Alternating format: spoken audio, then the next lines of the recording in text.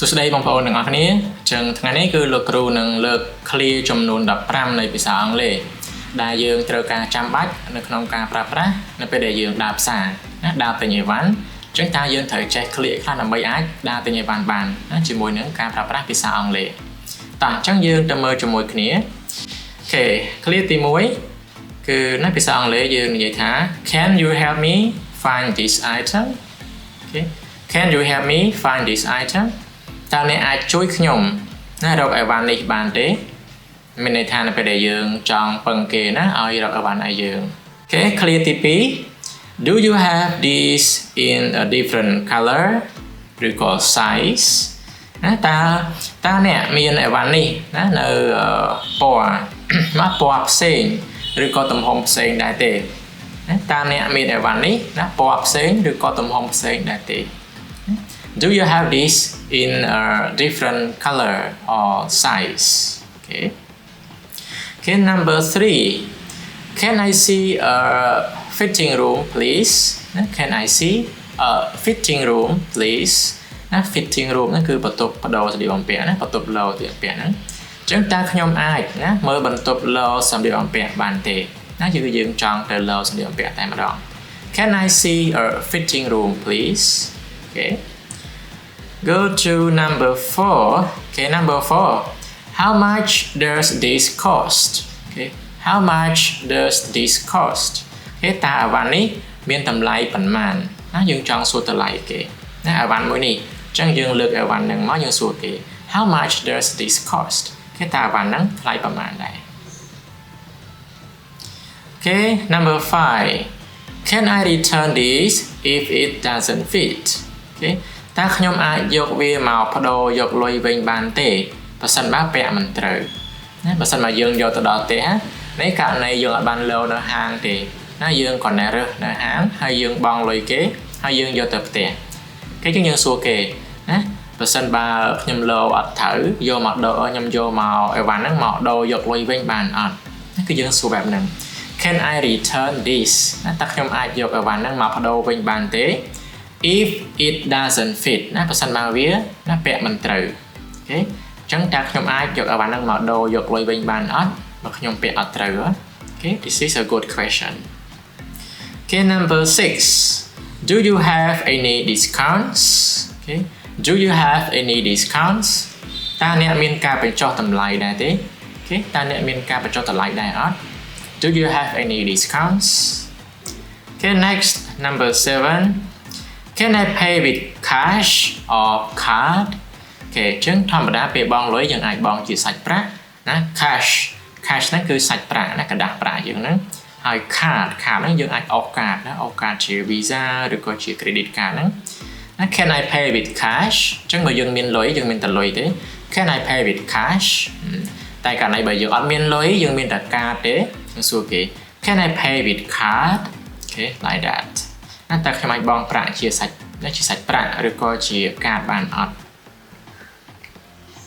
Okay number 8 Can you hold this item for me គេតើអ្នកអាចជួយកាន់អីវ៉ាន់នេះឲ្យខ្ញុំបានទេហ្នឹងករណីដែលក្នុងហាងហ្នឹងគេមានបុគ្គលិកគេដើរចាំជួយប្រាប់អីវ៉ាន់យើងអីចឹង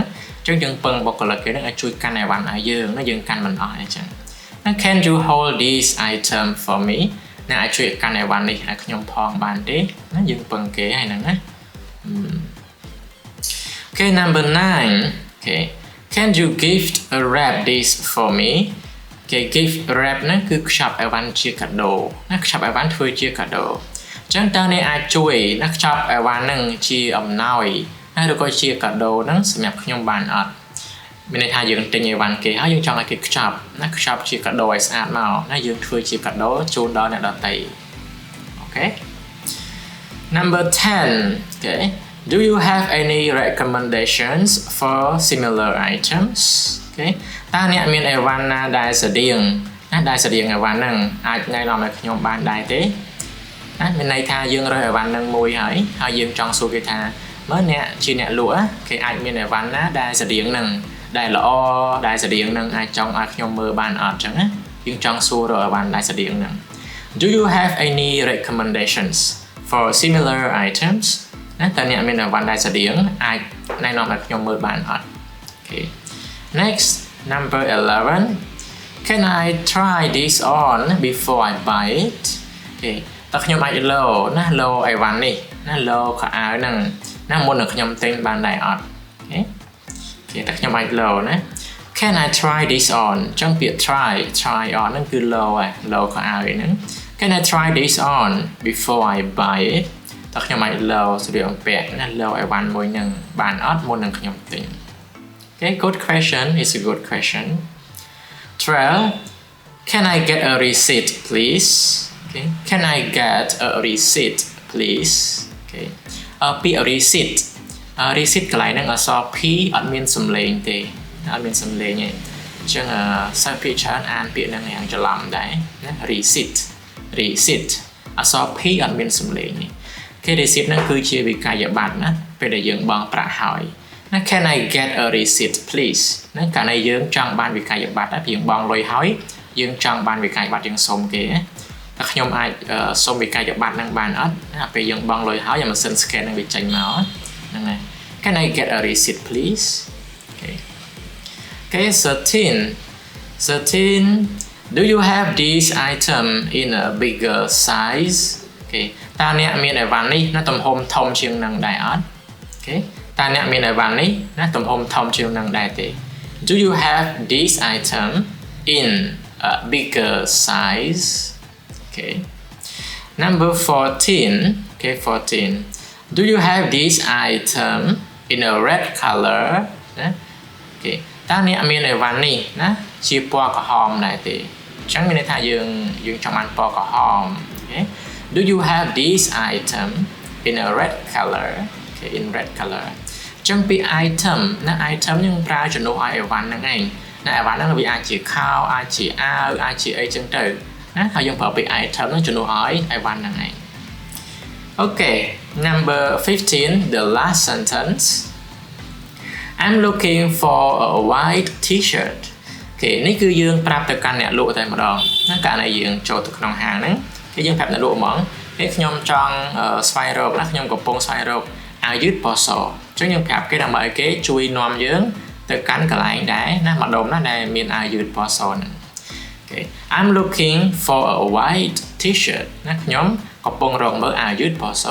ហើយបើយើងប្រាប់គេអញ្ចឹងទៅណាអ្នកលក់គាត់នាំយើងទៅកាន់ណាកន្លែងណាប្លុកណាដែរណាសម្បូរអាវយឺតពណ៌សហ្នឹងអូខេអញ្ចឹងនេះគឺជា clear ទាំង15ណាដែលយើងត្រូវការប្រើជាចាំបាច់នៅពេលដែលយើងទៅទិញអីវ៉ាន់អញ្ចឹងបើសិនបើលោកគ្រូណារកនឹកទៅខ្វះ clear ណាមួយឬក៏មាន clear ផ្សេងដែលលោកគ្រូអត់ទាន់យកមកបង្ហាញហ្នឹងហើយបងប្អូនចង់ដឹងណាជាភាសាអង់គ្លេសតើគេនិយាយថាម៉េចណាអាច comment នៅខាងក្រោមវីដេអូបានចាំលោកគ្រូទៅសេជាភាសាអង់គ្លេសឲ្យអូខេចឹងវីដេអូហ្នឹងមានប៉ុណ្ណឹងហើយចាំជួបលោកគ្រូនៅវីដេអូក្រោយអូខេ goodbye